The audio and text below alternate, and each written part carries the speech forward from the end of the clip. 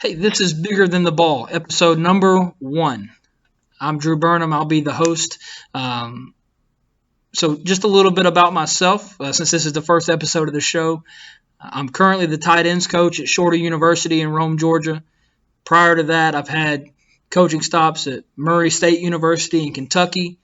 I was on staff at 2 Georgia high schools.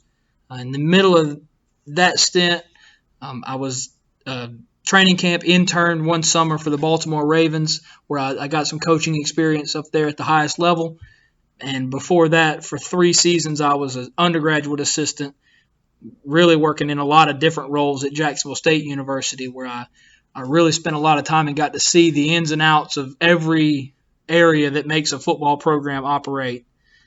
So in 10 seasons now of coaching, I've kind of my ideas about what's important in coaching and my beliefs about how things are supposed to be done and the best way to do things have all been shaped and changed. And especially in the last few years, I've kind of taken a step back and looked at this entire thing a new, different way and wondered there's got to be a way to make this thing better, where it's more than playing football. It's more than drawing cards. It's more than drawing up new plays. It's more than trying to figure out how to move a safety where I want him to go. And there's got to be a point where we're using this thing to its full potential and we're maximizing what we're able to do with it.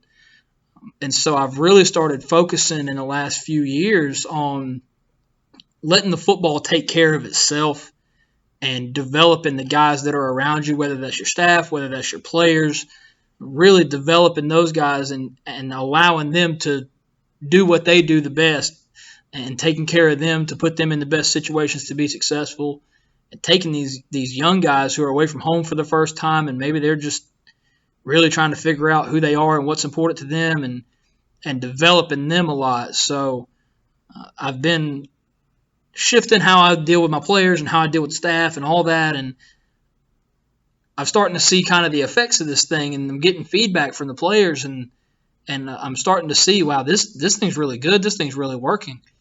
And so once I started to get that feedback, started to get those feelings, I started to wonder, well, how can I get this? How can I get this to more people? How can I get this to more coaches? How can I get this to more players? How can I get this to people who may not even be involved with football, who can learn something from this and use it in whatever avenue of life they're in, whatever business they're in, whatever they do for a living? How can they use these lessons that I've learned and improve themselves?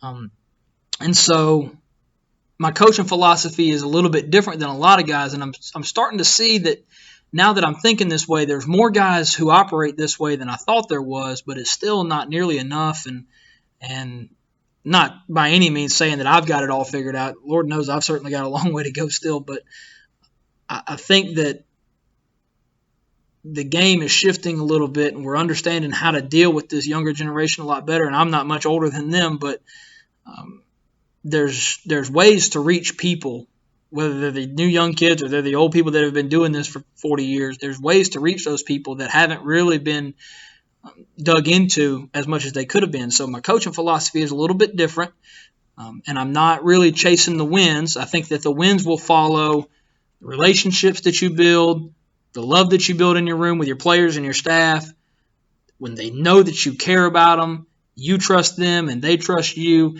And those things aren't easy to build, and they take time, and they take dedication, and they take a very concentrated effort. It's very intentional. It's not an accident. This doesn't happen just by hanging out a lot. You have to work to build those things. And I really, really think that once those things are going, the wins will take care of themselves, because your guys will play for each other. They'll play for you. And it becomes a whole lot bigger than the ball. And so that's kind of where the name of the show comes from. Now, you can do all that stuff, but at the end of the day, you do have to have a game plan when you go out there. So they'll say, Coach, what's your offensive philosophy? Let's draw some plays now. Let's figure out what we want to do. And the more offenses that I've been around, and I've been on some successful offenses, I've been on some not so successful offenses, and it's really the opposite of what you may think it is in my experience, and that is the more simple you keep this thing, the better you're going to be. The most explosive offenses that I've ever been a part of and the highest scoring and all that have always been the ones that kept it simple. We don't have to sit in there and come up with 84 different ways to skin this cat. Let's know exactly what we are. Let's know exactly what we're about, and let's do that very, very well.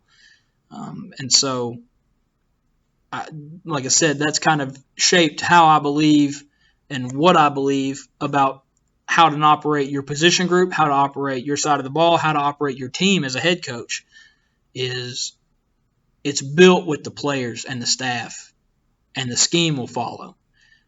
And so if you're out there and you're a business owner or a military personnel, or you're just another person out there trying to figure out how to get better in the world, I'll show you how all this can affect you. But I'm going to use this avenue of football because that's what I know, that's what I do, it's what I've always done. I've been coaching this game for 10 years now, full time. It's all I do. So this is what I think the positive effects of this game are, and how the effects can be bled over into the rest of the world. This game teaches you teamwork. It teaches you brotherhood. It's the greatest team sport in the world.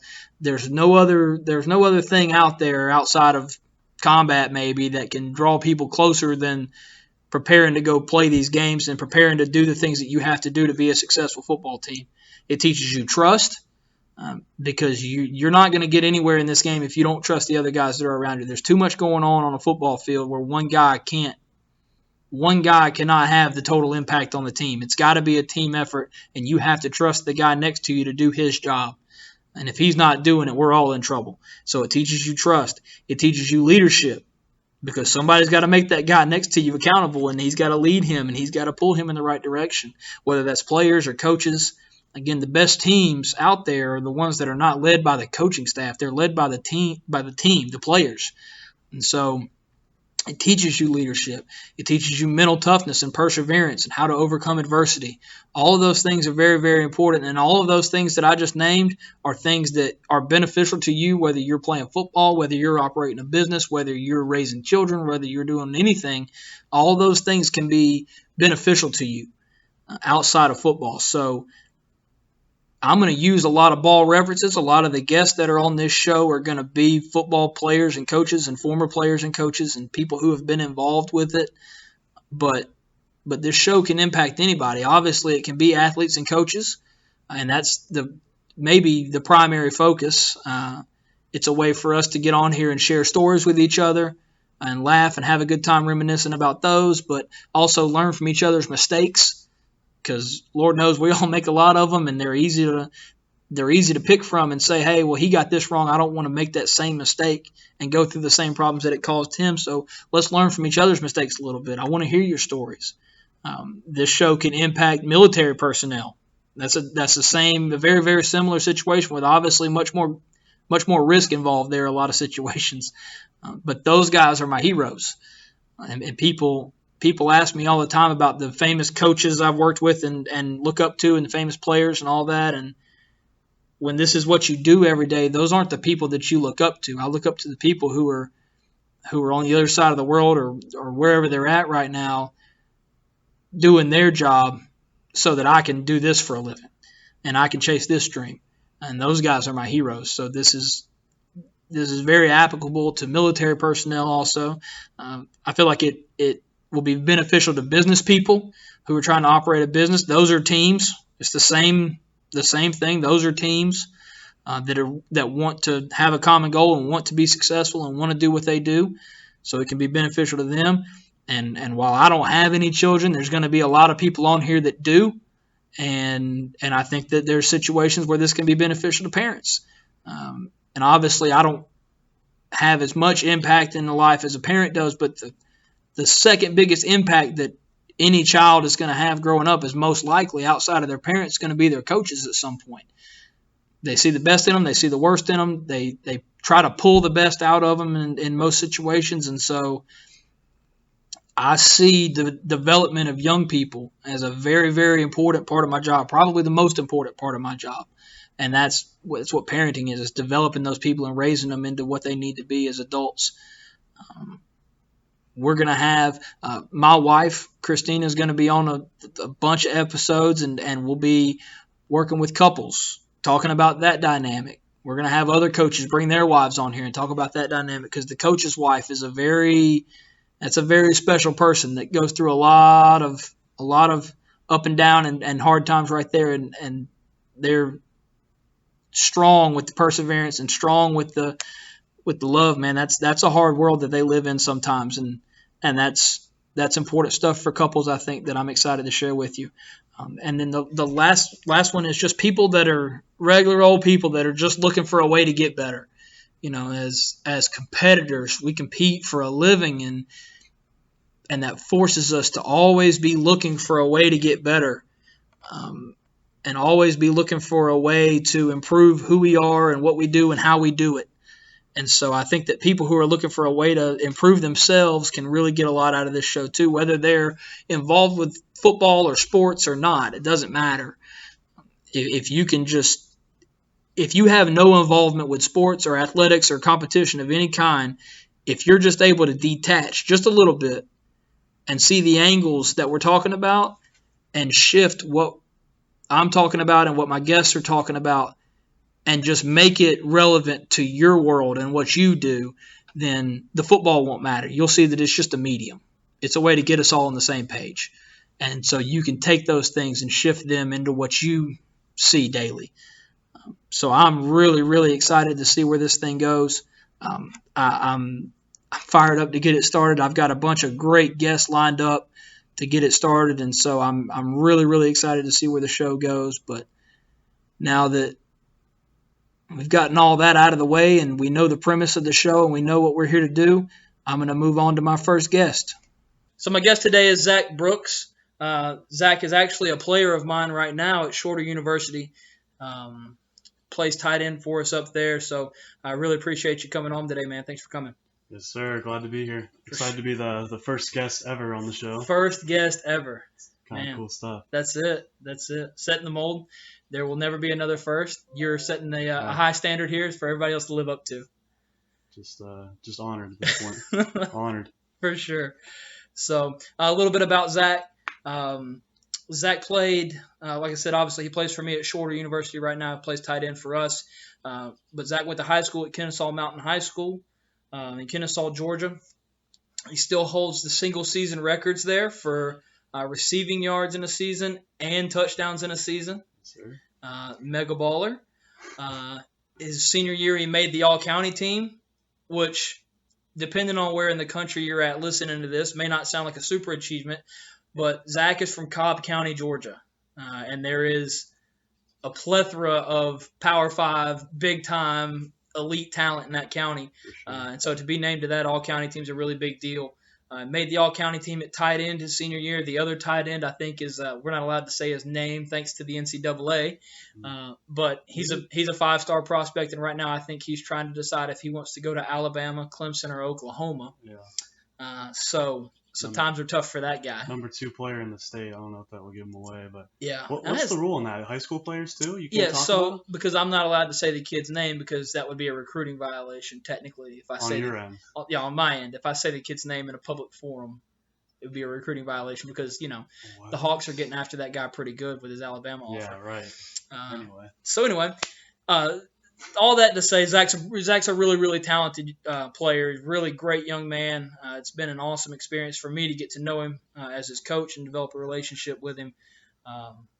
Biggest love in Zach's life right now, Bills Mafia. Yes, sir. That's right. Lifelong Buffalo Bills fan. Now, how do you grew up your entire life in Georgia, and I know this story, but how do you get to be a Buffalo Bills fan growing up your whole life in Georgia? I mean, just ever since I can remember, every Sunday we're watching the Bills, and that just comes from like my dad's side of the family. They're all from upstate, right? Yeah. Everyone's from Buffalo. Well, my mom's from like Hillsdale, New York, which is like way out, whatever, in like the middle of nowhere. But my dad grew up in like Lockport, Buffalo area, so yeah. I mean, every Sunday we were watching the Bills games for as long as I can remember, like forever ago. Yeah. Now, who's the Who's the guy? I'm an ignorant Bills fan here. Who's the guy? He actually just passed away, I think. The big time Bills fan that just passed away. He always wore the luchador mask. Pancho Villa. Yeah, Pancho Villa. Yeah, Pancho Villa. Sad news in Buffalo. Sad news for Man, sure. bad deal That for guy Bills was like, Nation. he was like the fan. Like everyone knew him. If you're a Bills fan, everyone knows Yeah. him. So was Pancho Villa the guy that was in the parking lot setting his table on fire and jumping off of his RV, or? I don't know. I think he had too many people looking at him to be doing all that. Plus, he had the cancer thing too. Which Yeah. Probably limits his table jump through abilities. I don't know. I mean, if I'm going out, I might as well do it with true. a bang. That's true. No, he did go out with a bang though. That guy was all over the place. I mean, I don't know what exactly he's doing for the community right now, but I know he's raising money for other guys or other kids who have cancer. I think it's more aimed towards kids. But yeah. Yeah, great guy. Yeah. Obviously. You ever met him? No, I wish. You been to what? One Bills game? Two? I've been to 3 Bills games. Okay. And 4 Bills games. 4 Bills games. So I've seen him play the Falcons twice. Like every time they come to Atlanta, we're here, and they only come every 4 years. Yeah, something like that. Yeah, so I've been to both of those ones, and then we went to Tampa once and Tennessee. Okay. And so fun fact, the first 2 I went to, they didn't score a touchdown. So game 1, 31-3 against the Falcons. Oh, no. Way back. I don't even know. We had a guy named, what was that quarterback's name? It was a backup. It was like Ryan Braun. I don't even know his name. He was some terrible quarterback, and that's just because Fitz was out, and back when we had the little Fitz magic with the beard, But the next game they played Tampa Bay that I went to, and they scored 3 points again, 27-3. But I actually saw a touchdown, and they called it back. So. Oh no! So did they catch you walking out the gate and be like, Zach Brooks, do not come back to another Bills game? That's how every game went for the Bills, though. It wasn't even me. It was like that's weird true. 6-10, 4-12, whatever. Like, yeah. No one. And you've worn it too. Like you took it like a champ. Yeah. Being a Bills fan for a lot. Look. Yeah, I used to get so much crap as like a kid, and like, Bills fan, because like there's no Bills fans, Sure, here, especially not here. Yeah. But when you see one, we're all proud. Like no one's hiding it. So yeah, that's why that's the best thing about it, honestly. No, I respect, man, because I know like, well, where'd they go this year? What was the record this year? Oh, this year I think we went 6-10 again. Yeah, 6-10, and you roll into my meeting every single Monday with the big Bills hoodie on, after they just took a big L. Doesn't even matter. Rolls in there, doesn't matter. But, hey, it's really just exciting now that we got Josh Allen, honestly. So there's nothing to be that sad about. You love he's that on Josh the come Allen. Up. Hey, he's gonna be great for sure. Well, I just know, like, I grew up a Notre Dame fan, and this past year it was easy to be a Notre Dame fan. Yeah. The Manti Te'o year, it was really easy to be a Notre Dame fan, right, until all that stuff happened. But like, it's been easy the last few years. Bro, when you survive the Tyrone Willingham era and the Charlie Weiss era when they were awful and you're getting beat by Navy like, that was a tough time to be a 12-year-old in middle school Notre Dame fan trying to wear your shirt to school. So I feel it. I respect it. Not to mention 4 Super Bowls in a row. I hear that one once a week. But that's always annoying. 4 Super Bowls in a row. You guys lost 4 in a row. Nice. Yeah. Only team to do that. Like, yeah, I get it. Appreciate it. So, but no, man, I respect it. Because I've been there. I lived it. We did it. So, anyway, so let's kind of get into this thing a little bit, man. And the story, this show is really, we're going to have, I'm a football guy forever. You've been a football guy forever. All the other guests that are going to come on here and try to live up to the hype that you're setting for them right now. Good luck to you guys. Yeah. But all those guys have been football guys forever. But the show isn't about, we're not going to get on here and talk about play calls, and we're not going to get on here and talk about that stuff. We want to know what, because when you're in it every day, that 95% of my job has nothing to do with that. So we want to talk about times where football has kind of carried you and the lessons that you've learned from the game and how it's impacted your life. And I know that you've had relatively recently, you've had kind of a life-changing experience, and I just kind of wanted you to tell the people about that. Yeah. So how do I want to go about this? We'll start at football practice. So October 5th, 2016, we're preparing to play Marietta, which is the team that one guy played for. I guess we can't say his name. That's dumb. Anyway, Yeah, we're running a 2-minute drill. I catch a 5 yard out on the sideline, and I'm looking over towards the sideline. I see my brother Andrew. He's walking into the gate, which is like towards the field, and there's a fence in between. He walks up to the fence and he's talking to my coach, and I'm like, all right, this is weird. Like, Andrew's supposed to be in middle school. Like, they end at 4, whatever. We're still practicing. But yeah, so my brother's there, and my coach says I got to go with him. And at that point, I'm pretty like freaked out, whatever. I'm like, I don't even know what's going on. And so we get to the locker room, and I'm asking my brother. He tells me that like my neighbor came to pick him up from school, and they said that we had to pick me, or they said that she had to pick me and him up to go to the hospital to visit my dad, who was in the hospital for a surgery. I don't even know what the surgery was called, but he was in the hospital for a surgery. So we're driving to the hospital, and everything through my mind's like, I don't even know what's going on. My mind's racing, all that. Yeah, we get to the hospital.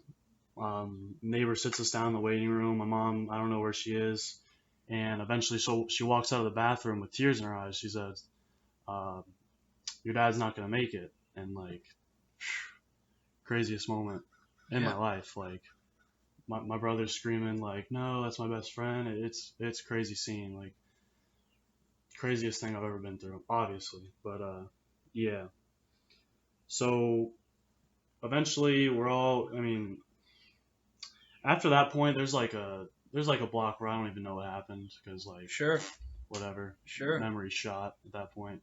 But I know that my friends that play on the football team, my friends that don't play on the football team, they all come like within the hour. Like everyone's there. Like amazing support. Couldn't ask for better.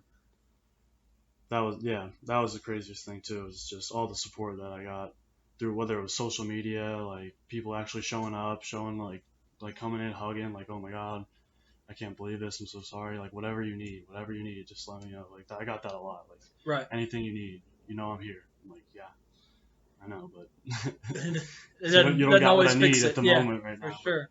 But yeah. And one person I'll always remember that came in was my head coach, my football coach. He came in like that, like once, like I said, like within the hour. He walks in, tears in his eyes. He's like, "Man, I love you. Like whatever you need." That's my coach, Coach Scott, Coach Andy Scott. I feel like I should say his name. Yeah. No rules against that. No rules against him. He's But fair yeah, game. I'll never forget that one. That was something. Yeah, I mean that just got me through it. Him, and then obviously all the other guys, all my friends, and then my middle school football coaches came because my dad actually coached with us. Yeah. Or coached with them. He coached me in middle school, and he coached my brother for a little bit. So yeah, they were tight, and they showed up like as soon as they heard. Everyone's just amazing. That's what I'm trying to get at. But it's just a lot of football guys that you go through all the football stuff with them, and you're already that tight, and then something happens, and they're there, drop of the hat. For whatever. sure. So yeah, that's something I'll never forget. And another thing is my teammate. His name's JoJo. We call him JoJo. Josiah Jones. Mm-hmm. He was texting me like, "Yo, you good, man? Like whatever, like the normal stuff people text me like whatever you need, bro. I'm here for you. You good?" I was like, "Yeah, man, just whatever." Like I don't even know what I said to him, but Yeah.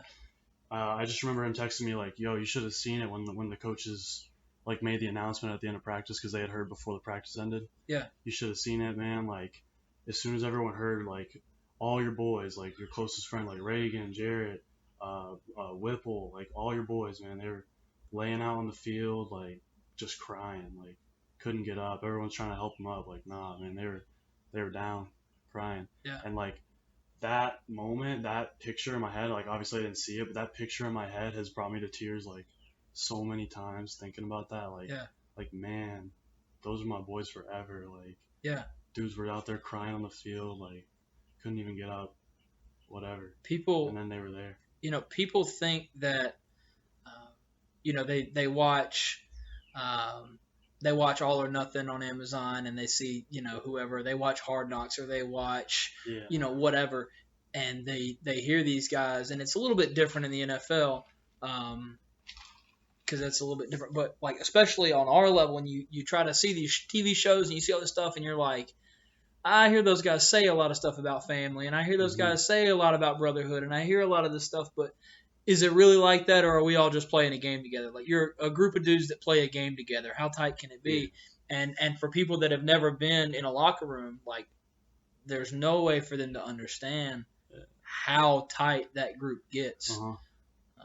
It's different. Like, like depending on what team you're on, I guess it's like the way we came together. I mean, we were losers. We're in a stacked region, but like we lost, and none of us regret like any of it. Like, we're like, I wouldn't trade that for the world. Like, right. Just because we lost, and we lost together, and it was just so fun. Like, we were out there trying our best to beat these teams that we just could never beat. Right. I mean, I don't know why. Like, I don't even know what the explanation is, but that just made it so much fun. It's like we're trying to beat these guys every year, and we can't do it, but we're doing, like, we're playing our butts off every game. Like, right. And that's what's so,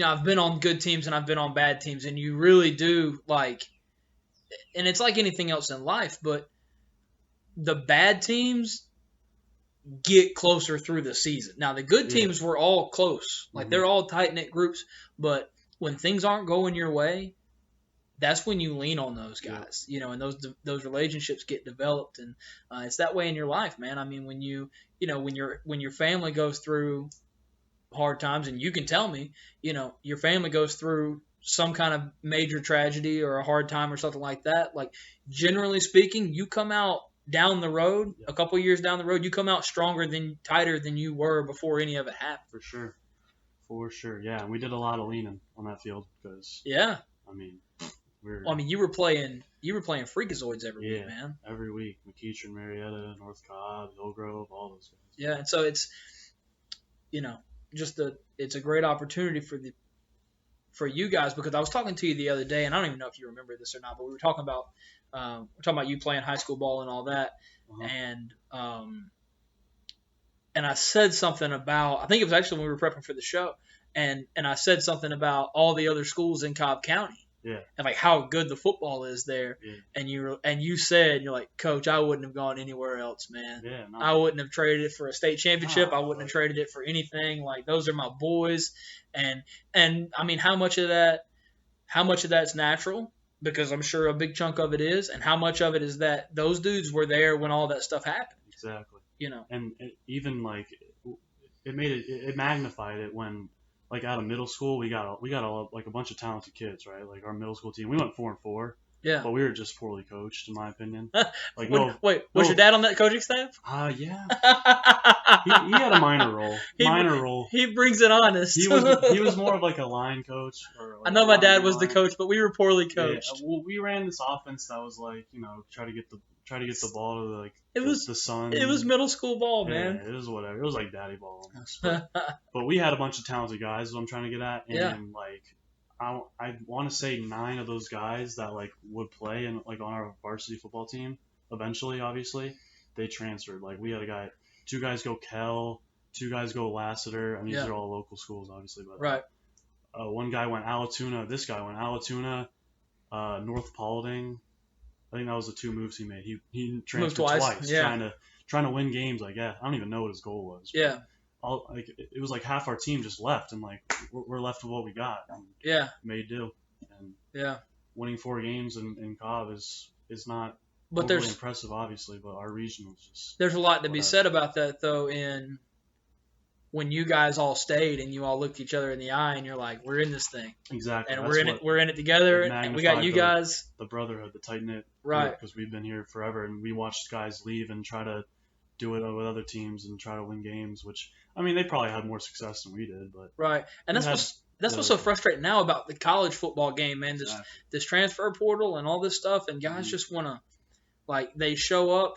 And we were in a little bit of a unique situation this year because we signed so many freshmen. And, I mean, Zach, there were weeks we were playing 16, 17. We were starting 16, 17 freshmen. Yeah, no, I watched. And so, and so that's what I'm going to ask you about is, living through all that stuff that you went through in high school with that team and the struggles and building the brotherhood through the struggle. Yeah. And so now you're at Shorter, where there's a youth epidemic and all these young guys are playing, and you're a young guy, and you and I had the conversation before the season started that I thought you needed another year to grow into your body a little bit, develop physically before you were ready to go. And so we redshirted you. Yep. You know, so talk to me, and we've had the conversation, but talk to me about the redshirt process and kind of how that went for you. Well, obviously hindsight's 2020 or whatever. I'm glad it happened now, just because I didn't burn the red shirt or whatever. But Right. I mean, at the time, I was like, man, this is like no. How offense mad were to- you at me? I wasn't mad at you because I know it's your job, and I'm not like someone who's like so self-involved. Like, how are you not playing me right now? Like, I know I'm better than everybody. Like I'm not, obviously, but I don't know. It was just like, dang, I missed the shot to play this year. And I was mad because, you know, I was told that like, yo, you'll play this year most likely if you come, like, Right. you'll have a shot, which I had a shot. And at the beginning, like, my smarts or whatever, my knowledge of the offense that carried over from high school kept me up in the front, which was something I was excited about. But when it came down to it, you played the guy that was ready physically, and I accepted it basically, and it sucked like throughout the season if that's what you're asking. Like, yeah, for sure. Playing, like practicing and not playing, like I'd never done that. Like it's like literally never done that. Like obviously in high school I played like sophomore year I was on varsity, but like I still played when I practiced all week. But yeah, that was probably the hardest part, is just, you know, keep my head down and doing the scout team thing for how many weeks? 10, 11, 12 weeks. Yeah. Yeah, that was tough. But, you know, happy it happened. Got 4 more years if I want them. So right. You got as much as hopefully by that 5th year, if I'm still playing, I'll be a player. Well, you know, and we came through the end of the spring there, and if you hadn't banged up your knee just a little bit, you probably, you know, the way things shook out, you were probably the number one guy coming out of the spring. And you kind of got that moving into the fall now, where now you're entering a fall where you're the number one guy, you know, going in, and things change, but you're the number one guy going in, and you're still a freshman. Yeah. You know, and so you've kind of got that going for you. Got the redshirt freshman. Maybe. But I really, really admired how you handled that, because when we were, as I can tell you all this now, I couldn't really at the time, but as a staff, when we were kind of having those conversations, and they're asking me, you know, well, what do you think? Who's you know, worth redshirt, and what do we want to do here? What do we want to do there? And I was like, guys, I think if we give Zach Brooks a year, he's really going to be pretty good. So can we do that? And we agreed that that's what, you know, that's the route that we wanted to go. And I knew already, like, he is not going to take this well. This is not going to be awesome. So that was your decision, huh? Yeah, for sure. No, So, I'm just playing. but no, I knew that it was going to be a struggle for you, but I really, really admired how you handled it, because, like we were saying earlier, man, we're in this academic, and it's not a football problem, man. It's a societal problem of, I don't get what I want right now. Yeah. Let's bounce. Yeah, exactly. Let's go find the next thing, and it's not always easier over there. Same thing happens. That's what I don't understand. People leave, and it's like, you're the same player you were at Shorter. You left, and now you're the same guy. So what are you doing? You're saying when you were in high school, it was the same thing, and so. And people think it's like a fresh change. Like, I mean, unless you really messed up with your coaches at Shorter, it's like those guys know you better than the guys that you're going to. So, right. So where are you going? Yeah, and so using that to say,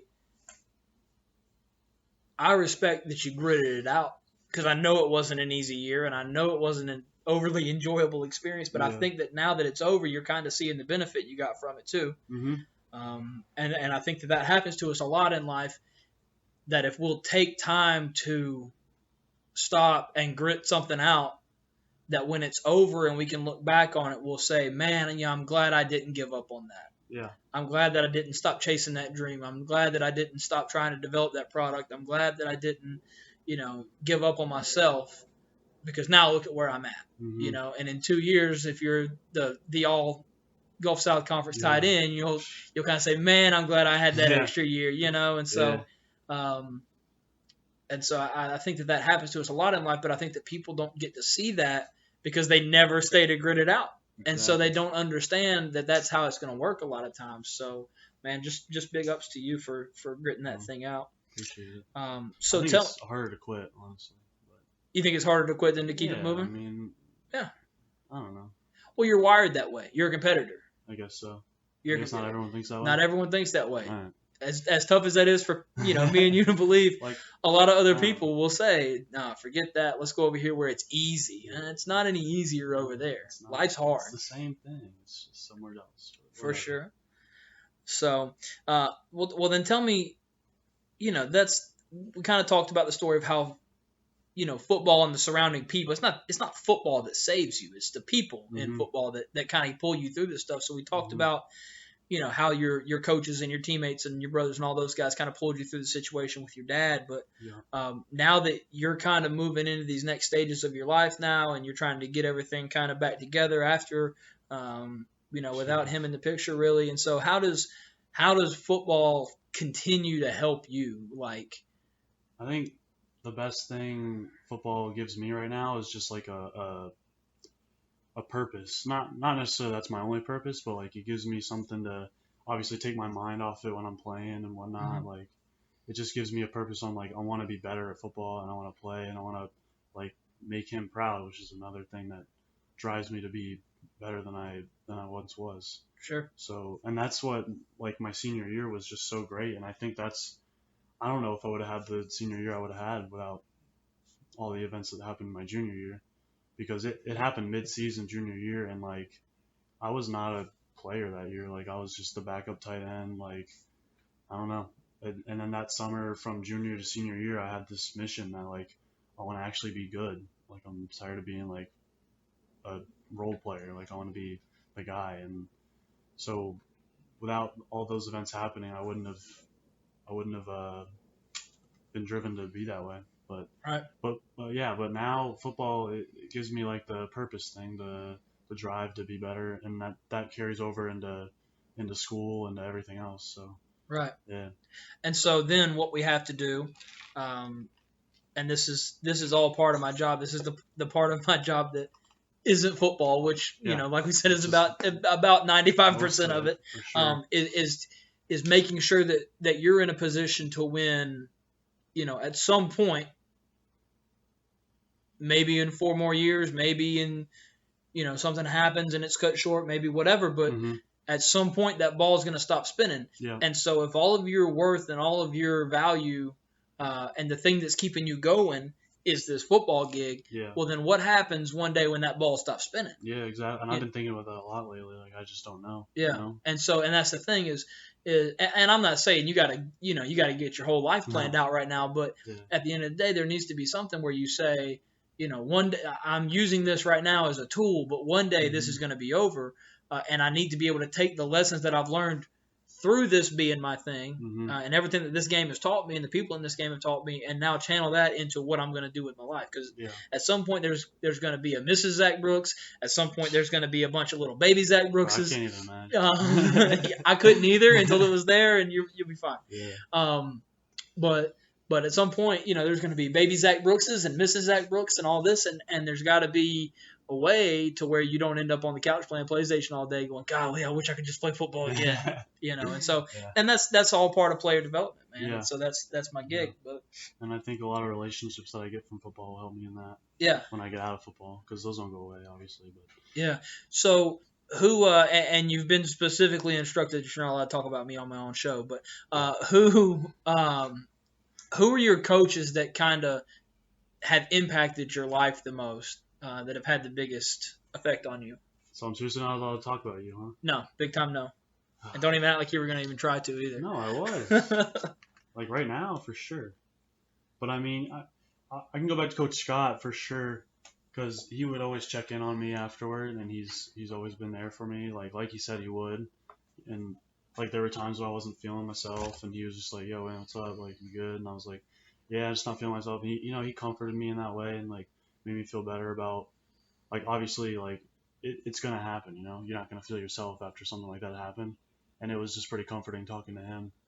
And he's just been a great role model. And unfortunately, we don't talk as much as we used to, but back in high school, for sure, he was my guy. Yeah. And then obviously Coach Morrison's got me to college now. So yeah. And Coach Morrison is the head football coach at Shorter. Excuse me. But he's been big in my life too.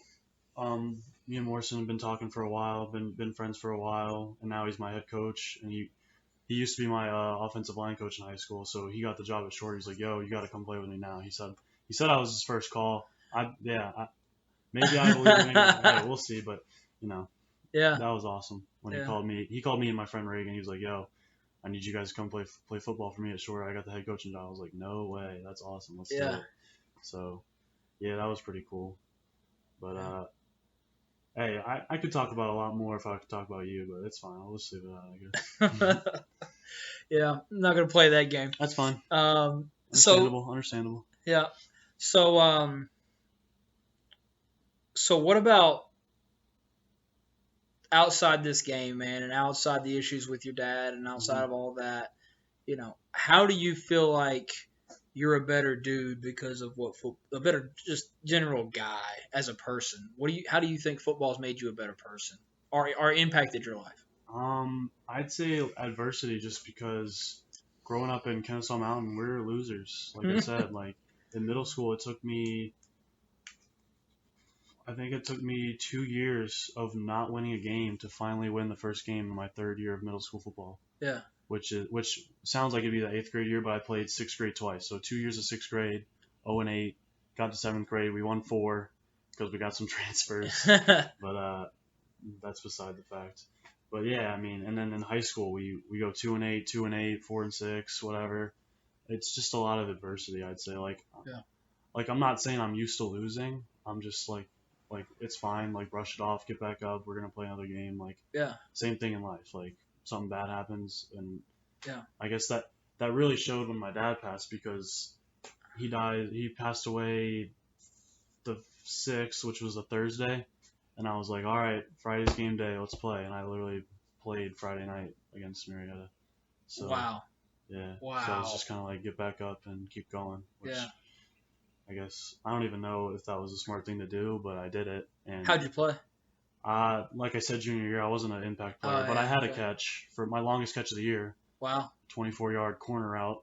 Okay. Against Marietta. We were in the rain. We got our butts kicked. But anyway. Yeah. But you hear stories like that too, man. Like, you playing a few days after your dad passed. Mm-hmm. Brett Favre had one of the best games of his career, and I can't remember if it was 2 days after or the day after his dad passed. Yeah. And there's videos of him being so emotional at that game and all that. But those tragedies put things in perspective for you, and you want so badly to make proud the people that aren't there with you anymore. Mm-hmm. Yeah, and I mean, basically, my mindset when he passed away on that Thursday was like, he wouldn't want me to not play tomorrow, like because of him. Like he was selfless in that way. Like he wouldn't want. I don't even know if he wanted a service or anything, but obviously we had to have one, But he was just one of those guys that was like don't worry about me, and that's kind of what made his condition spiral. Like, don't worry about me, I'm fine.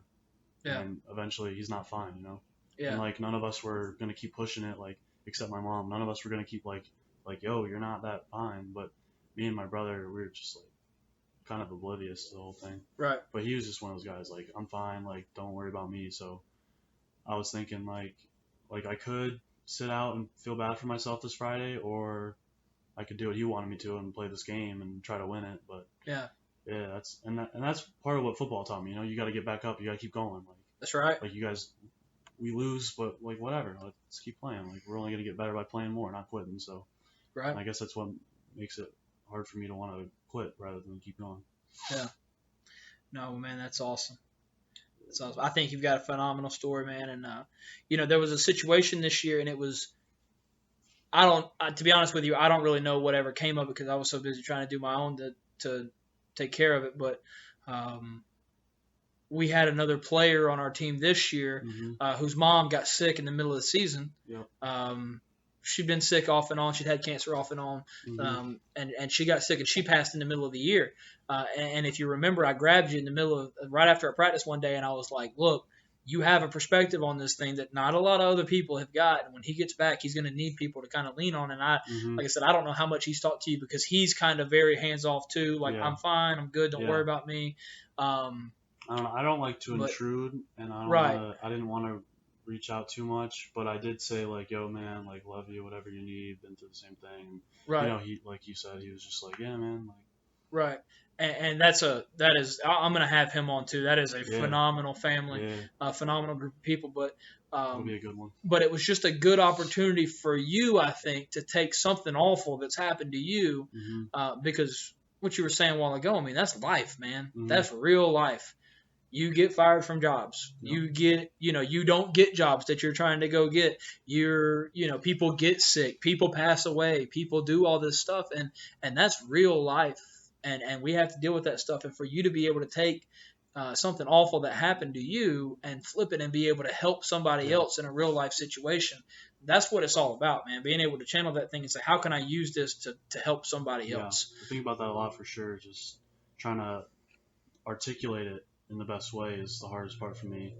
But like you got to make the best out of what you got, and me making the best out of what I got is being able to help people who the same thing happens to. Right. And that's the thing, is being able to detach from it enough to say, this happened to me and it was terrible and whatever, but it's going to happen to somebody else. This time is coming for somebody else. And what am I going to be able, what kind of positive spin am I going to be able to put on whatever the situation is, no matter how bad it is? How can I turn this into something good? And I think you've done a great job of that. Yeah. Really, really proud of that. Always trying to work on that. Yeah. For sure. So, well, man, I really appreciate you coming over here tonight and knocking this thing out with me. I'm really excited about where this show's going to go. I think that you were a phenomenal first guest. I know that that's not always a super easy topic for you, but you push it out like a champ, man, and I'm really proud of you. So, really, really thank you for coming on here. Yes, sir.